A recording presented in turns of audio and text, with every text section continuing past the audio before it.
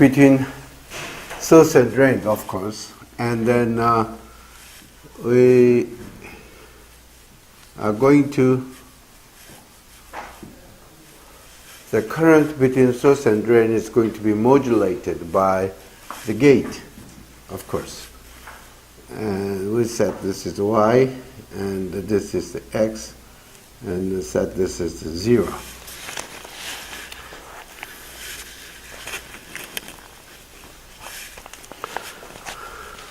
Now, the inversion layer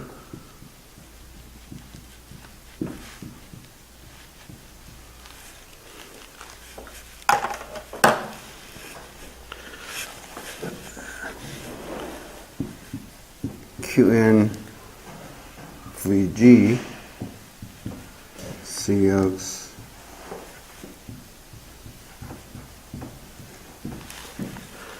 okay, and then the threshold voltage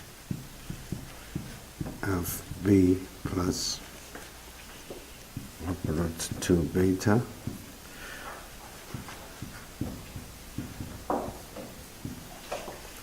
phi s double prime. That has been discussed the last time, right? And phi s double prime is minus 2 phi b prime plus Vy. This is the strong inversion definition of a strong inversion.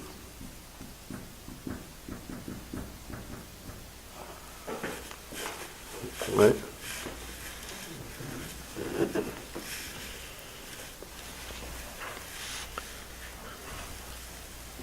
So the current is charge times mobility times electric field. Okay, actually this is a velocity. So it's going to be the geometric factor Q and Y, the charge, and mobility times the field between source and drain, dV, dy. Okay, so I, y, dy now is going to be W, Q, N, Y, dV. Separation of variables. You move dy term to left-hand side, and then make an integration between the gate length, and this is the length L. Okay. So I, Y, dy now is going to be WC arcs Vd, Vs, Vg minus Vth over dV. And set the geometric factor gamma, and then we put all the constant terms into gamma here. Okay, the L, the gate length, and the mobility is a material constant, and W is the width, and Cox is the capacitance of the oxide, gate oxide. So this is all constant. Gr metric factor. Then now IDS is after the integration, you can see that VGB minus VFB plus 2 phi B prime, and that's the constant term, so we put the V after the integration along the voltage, and then we have a square root term, and then you make a integration of that, the square root then it's going to be minus 2 phi b prime plus phi, that is along y, and 3/2. Okay? And then finally you're going to integration of the phi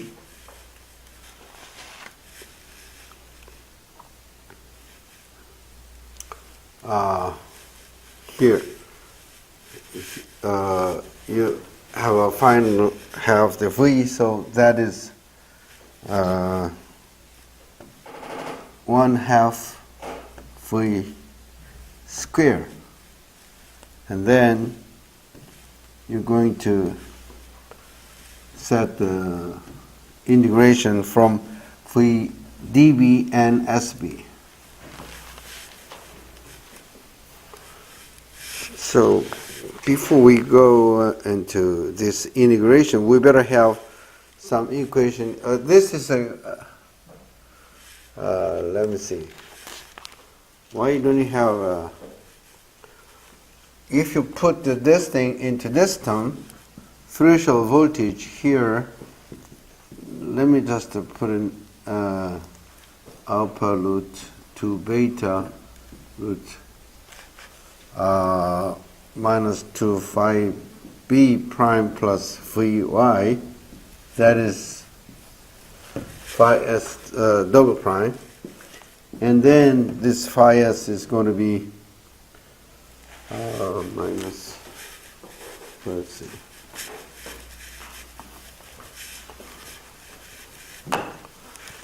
minus 2 phi b prime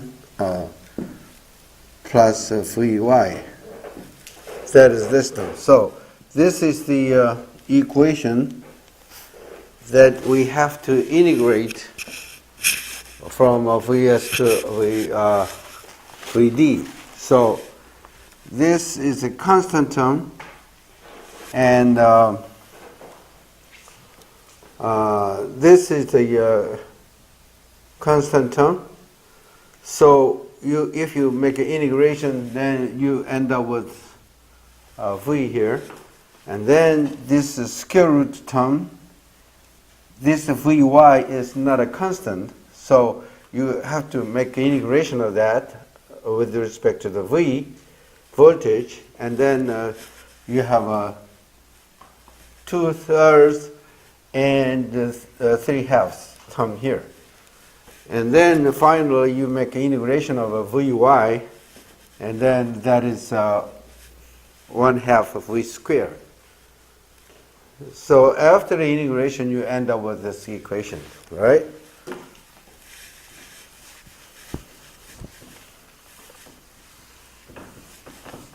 So that is a current between source and drain. Okay. Now, if we can assume that the Vy is some constant value, this is not the voltage between source and drain is not changing along the y-axis, and it's let's fix it as a constant value. This means uniform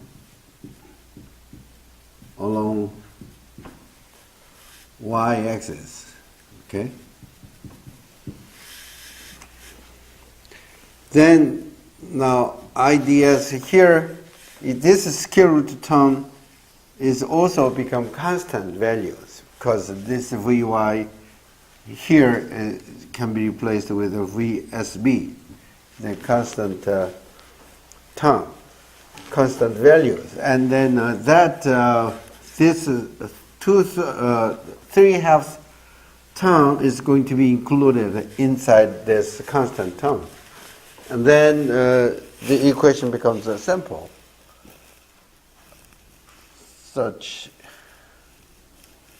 as GSB minus VFB minus 2 phi b prime minus alpha root 2 beta n minus 2 phi b prime plus SB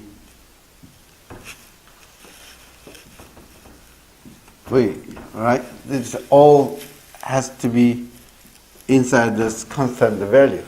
So after the integration, you just put a v here, and then 2v square,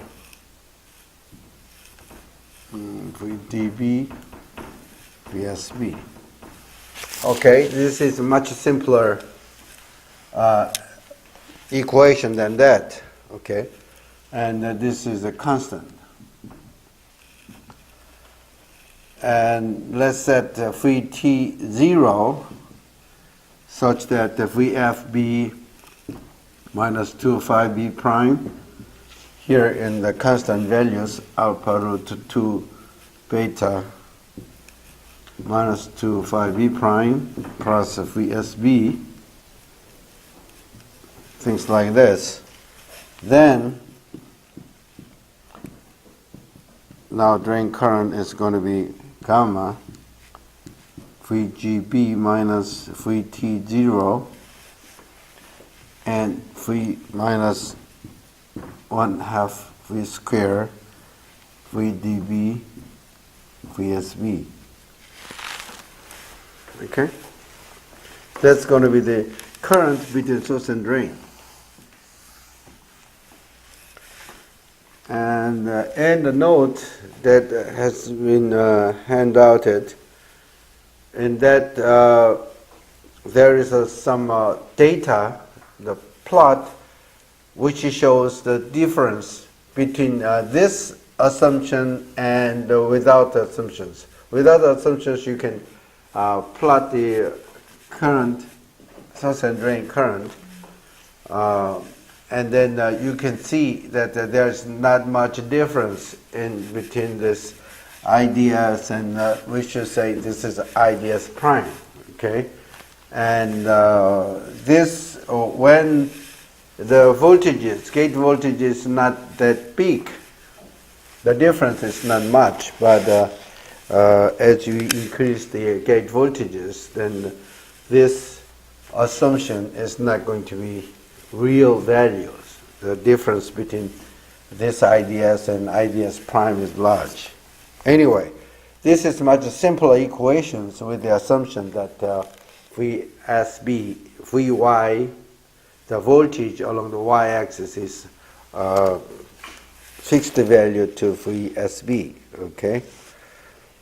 Now at the saturation, VDB here, VSB is going to be VDB plus VBS, and that is equivalent to VDS, okay?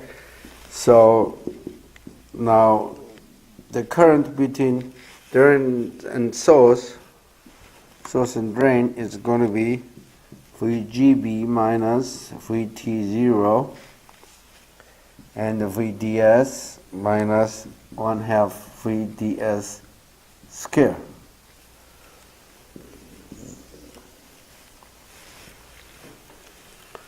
Okay.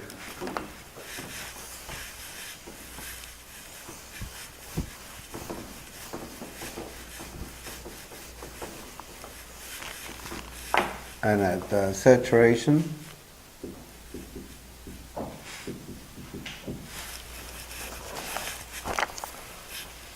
IDS is now going to be VGS VT0 square, because at saturation VDB is just VG minus threshold voltage at saturation. This is the definition of the saturation, okay? So you can see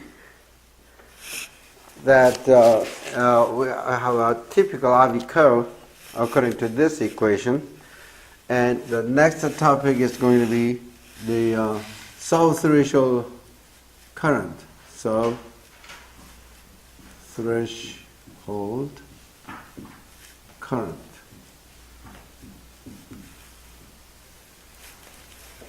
So threshold current is the current that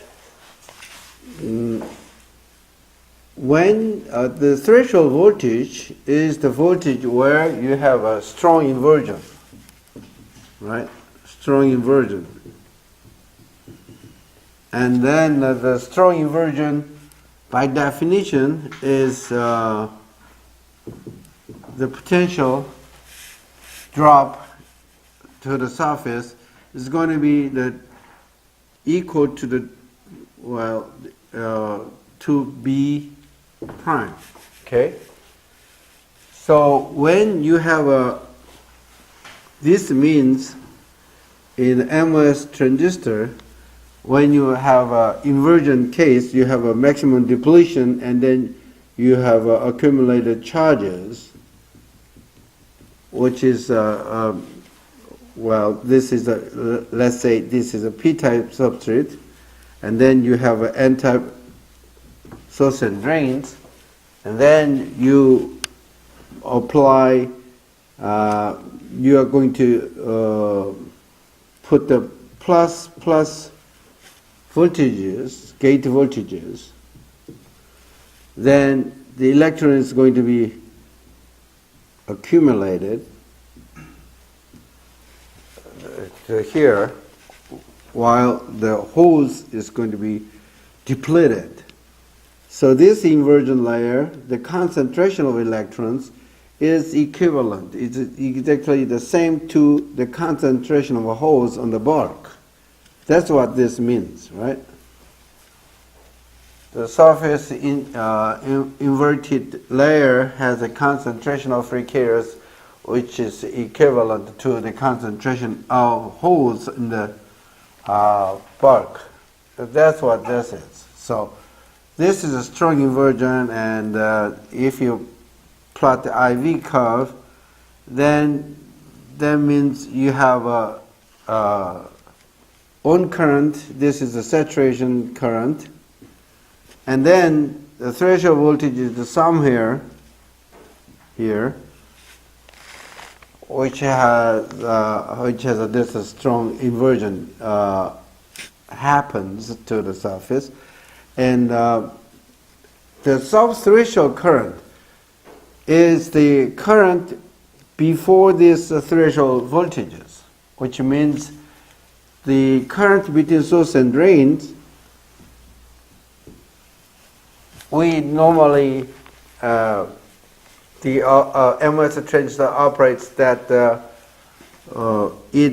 we have a significant current between source and drains after the threshold voltages, but before the threshold voltages, the weak inversion happens. Weak inversion, and this under this weak inversion conditions there is a current.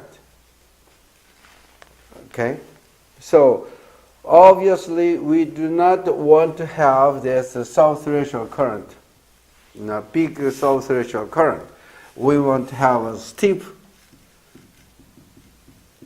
slope here, so that we have a good switching functions in the MOS transistors.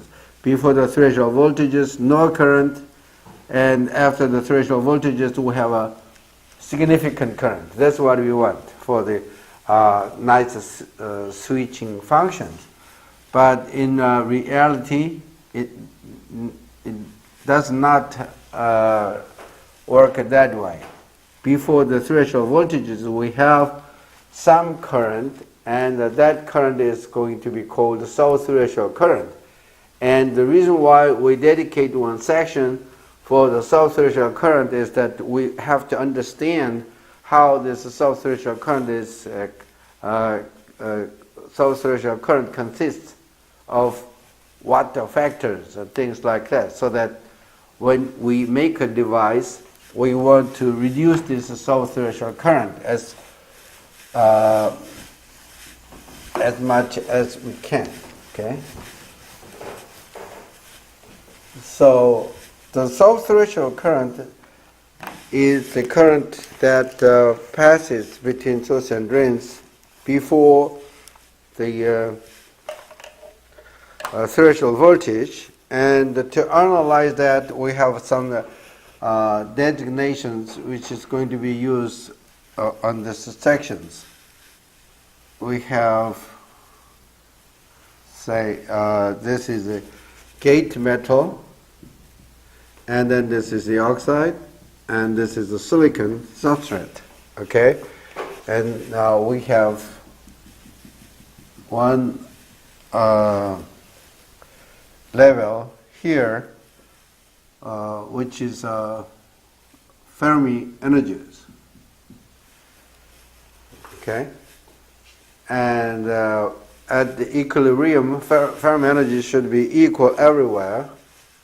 And we are going to bend other energies, like, say, we are going to have intrinsic energy levels like this. It should be banded. And the difference between the Fermi energy and the intrinsic energy level, we are going to call the potential, Fermi potential.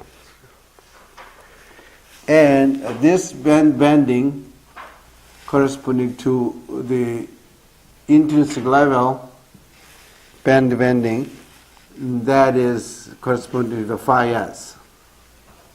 Okay?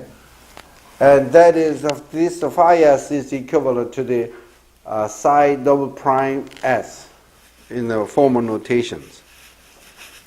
And the things that we want to find out is this potential, and wait a minute, not that. This is the Fermi energies, and we are going to define the Fermi energies is going to be Vg sub. That is going to be equal everywhere. And then we have another voltage term corresponding to VGS. Okay?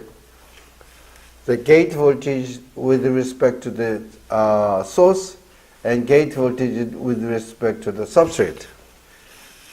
And the difference between these two is going to be the voltages substrate related to the substrate bias, okay, source and the substrate voltages. And the voltages that we try to figure out is these voltages, and that is phi s minus phi f plus v s sub, according to this figure. We want to find out this potential. We want to find this potential. And the reason why we are interested in this potential is that everything can be expressed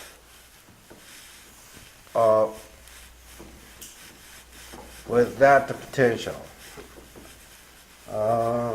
according to the following argument. Okay, before strong inversion,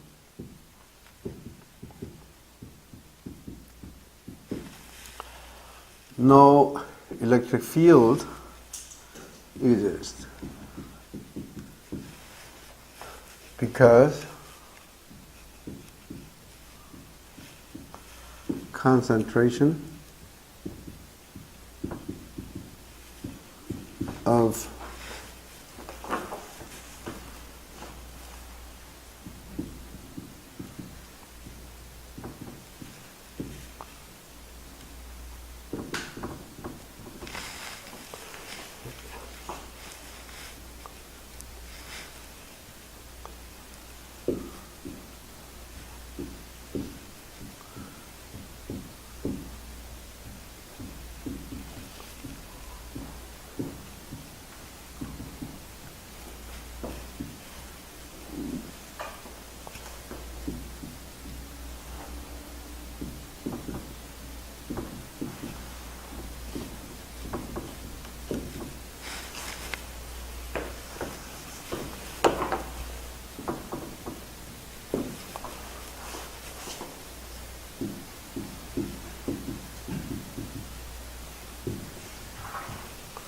This is a very important fact.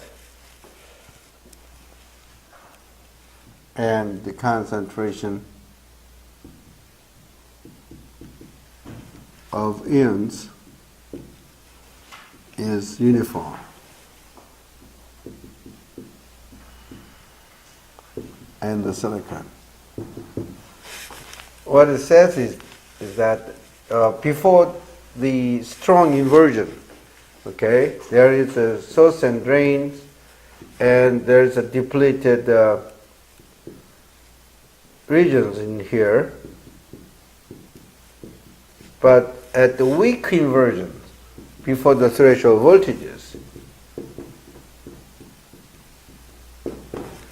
okay, the free carriers which has been accumulated at the surface is not that much. The concentration is not that much. So the dominant charged particles, you should say, is the ions, which is evenly doped to begin with. So there is no electric field exists between source and drains. So any current, if it passes along the channel between source and drain, then that should be by diffusion, not by drift, driven by the electric field, because there is no electric field exist at the weak inversion case. Okay, even though you are going to apply some drain voltages here, these ions is evenly distributed, and then that are the main charged particles in the depleted region, and this free carriers concentration is not that big, so that there is no electric field, and so only diffusion will drive the current and the sub-threshold condition. Okay? And then if it is by diffusion, we have to know the concentration of free carriers at this end and the concentration of free carriers at this end, and then we have to apply the Fick's law, because the concentration gradient is going to drive the current in this case. Okay, so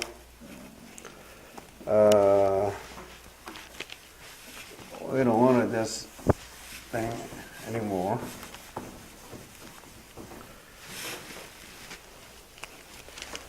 So normally the current between the source and drain is going to be expressed like a QD round x round n over round x plus Q mu electric field down here. But since we do not have electric field between the source and drains in weak inversion case, this is going to be A Q D L N electron concentration at this end, that is N0, minus NL. Here the free carrier concentration at x equals L. Okay? So we want to know what this value is and what this value is. And now the electron concentration at that end is going to be exponentially modulated, and the modulation factor is phi s minus Vs sub minus phi f, as we have seen with the former diagrams. And in the same token, we can say that the concentration of free carriers at the other end is going to be exponential dependence to this potential that we want to find out what this potential is. Okay? And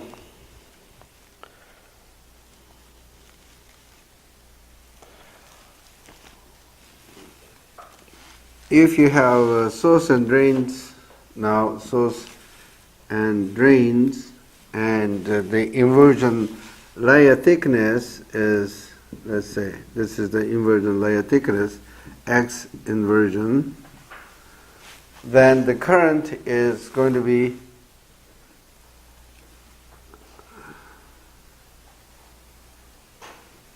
the cross section for the current to pass between source and drains is going to be something like this. So let's suppose this is a W,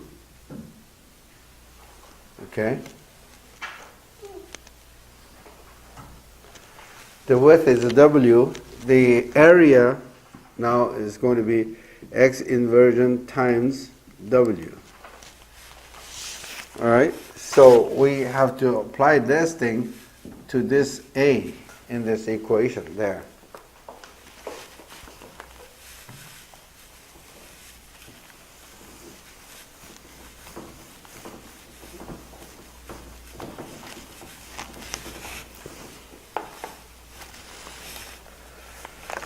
And let's assume that X inversion layer thickness, the depth, you should say, is just delta phi over electric field and silicon, where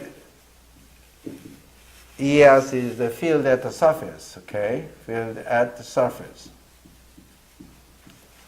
And also assume that the phi, the charges, the potentials which is kept inside this depleted region at the weak inversion condition, we just assume that that is just the thermal voltages, the charges which is kept under that area, okay, under this area is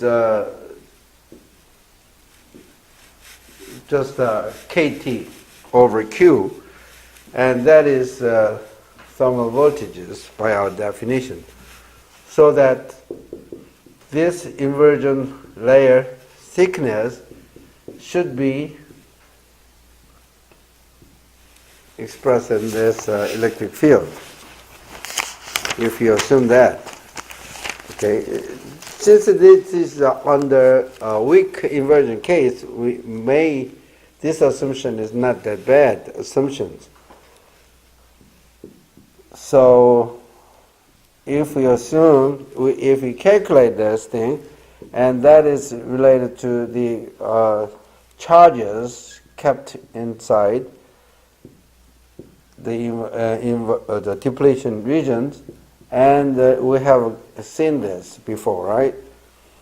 And here, this phi s is phi s double prime in the formal notations that we discussed last time, okay, which is equal to the 0 minus phi b prime. This is addition of those two terms, even though it is a minus sign because of the we have a negative here because it is negative values. So electric field now is going to be 1 over dielectric constant and square root of dielectric constant Q, Na, phi s, things like that. And then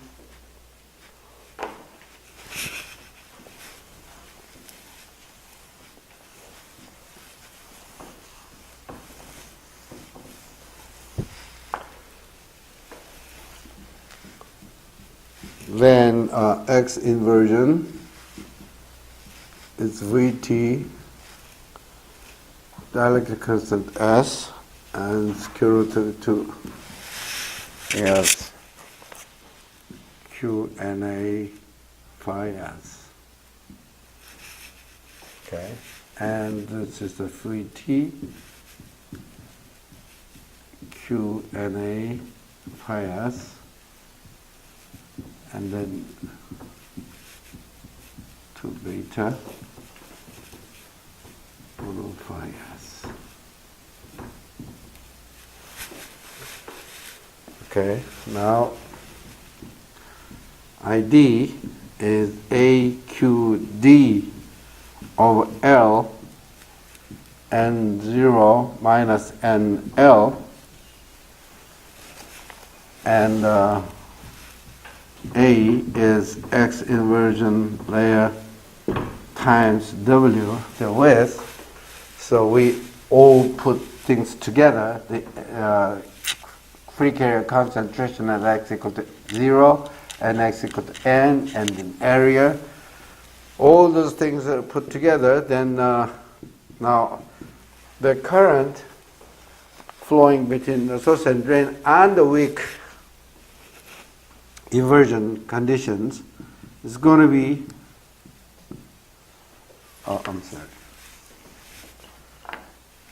W over L KT D Ni square root of ES over EQ Na phi S. Okay, and then e to the phi S minus V sub minus phi F over Vt, and 1 minus e to the phi ds over Vt.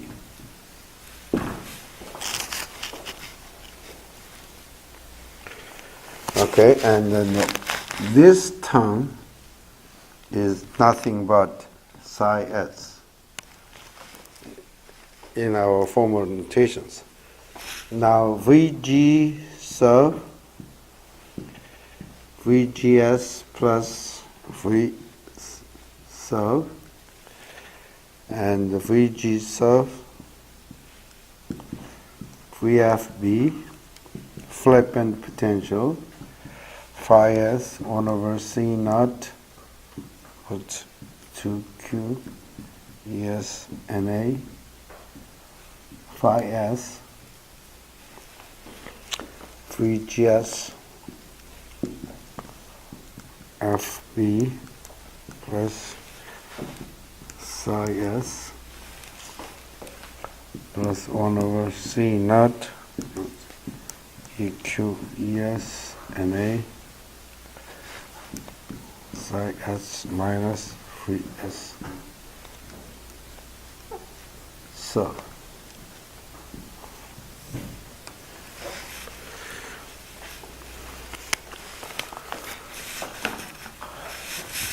the equation looks terrible at this moment, but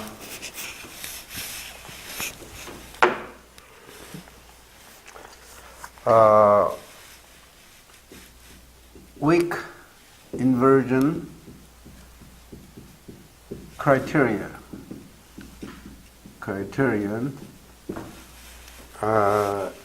it's going to be the psi s is about 1.5 phi f. Okay, that is the definition. So we want to make a Taylor series expansion series expansion of VGS at psi s is equal to 1.5 phi s, phi f. And then that is VGS at psi s is equal to 1.5 phi f plus the first derivative term psi s and delta psi s. That is the Taylor expansion, right? And then we set this Vg as a star. And the CD, let's suppose the CD is a depletion layer capacitance. Depletion layer capacitance. And then that is Q is Na over 2 phi s. Okay. And that is Q epsilon Na to psi s plus V s sub. All right.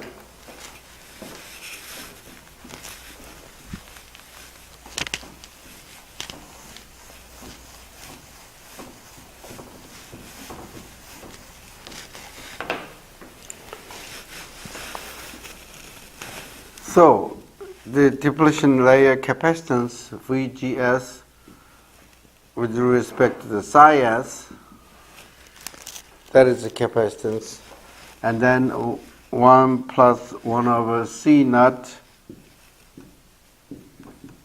Na 2 over psi s plus V sub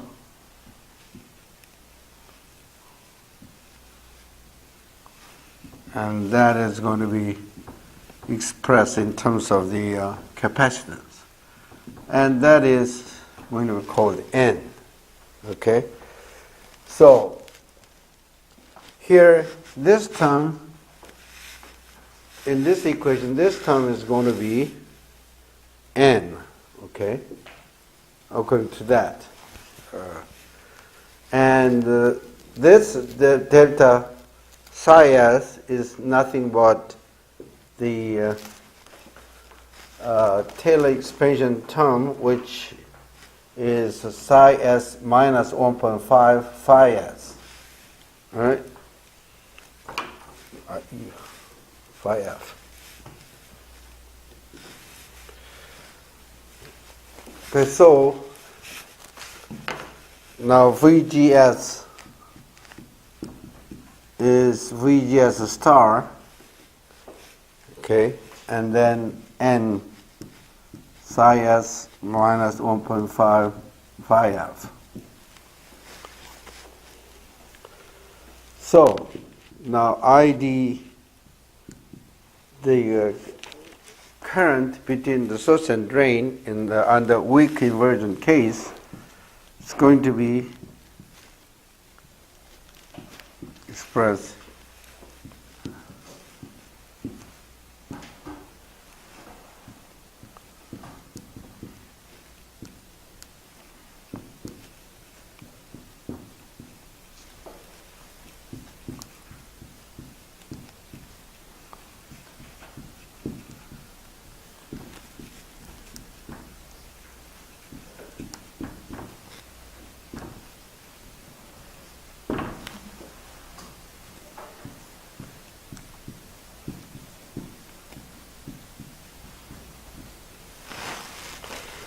well, you may think this is more terrible than the equations before we just driven, right? But the merit of this equation is that we have eliminated the psi s.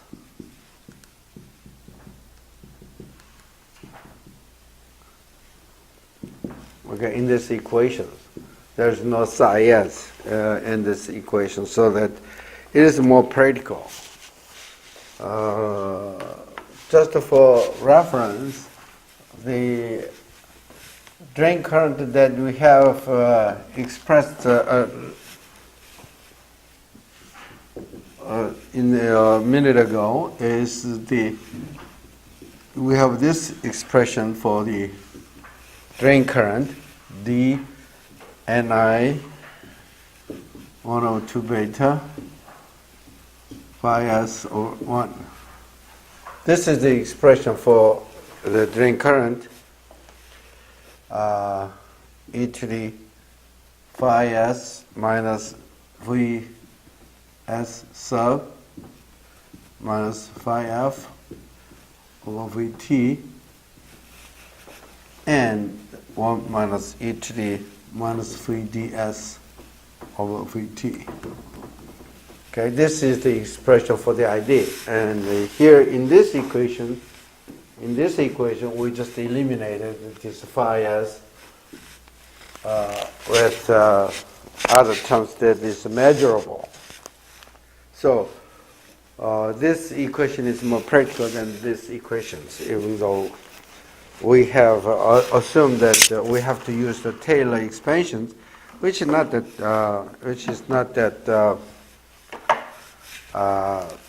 terrible. I mean, we can do the Taylor expansion for the real values. That's a normal practice that we can do. What time is it?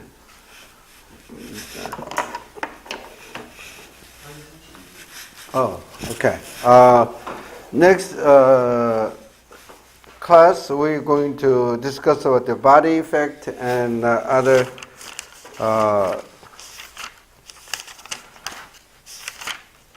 things that we have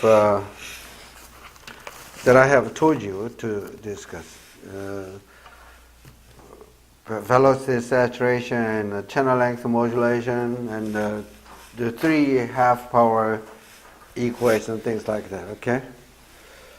Okay, I'll see you on Wednesday, and you check the classroom, and then if this classroom is available, we are going to meet here instead of first floor. All right? You just let the students know to come to this class.